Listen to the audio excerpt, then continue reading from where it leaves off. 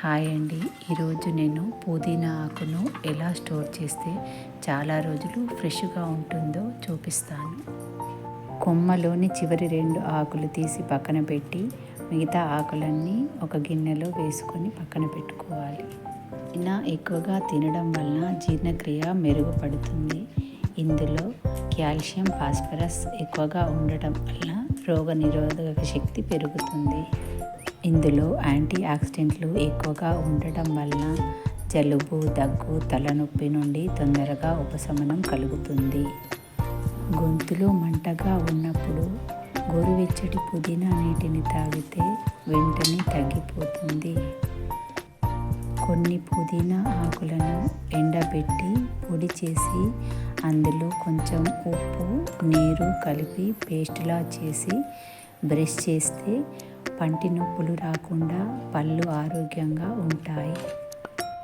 పుదీనా మంచి వాసన, రుచియే కాకుండా అది ఎక్కువగా తినడం వల్ల ఆరోగ్యానికి చాలా మేలు చేస్తుంది.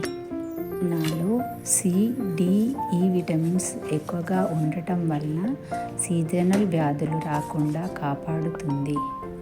పుదీనా ఆకులు మాత్రమే తుంచి కాడలని నీటిలో వేసి ఒక 2-3 రోజులు అలానే ఉంచితే దానికి వేర్లు వస్తాయి. అవి భూమిలో నాటితే మళ్ళీ పుదీనా వస్తుంది. ఇలాంటి ఒక బాక్స్ తీసుకొని కింద పేపర్ వేసి దానిపై నుండి పుదీనా ఆకులన్నీ వేసి మళ్ళీ పైన ఒక పేపర్ పెట్టి దాన్ని క్లోజ్ చేయాలి. ఆకులలో ఎక్కడా తడి లేకుండా చూసుకుంటే చాలా రోజులు ఫ్రెష్గా ఉంటుంది పుదీనా.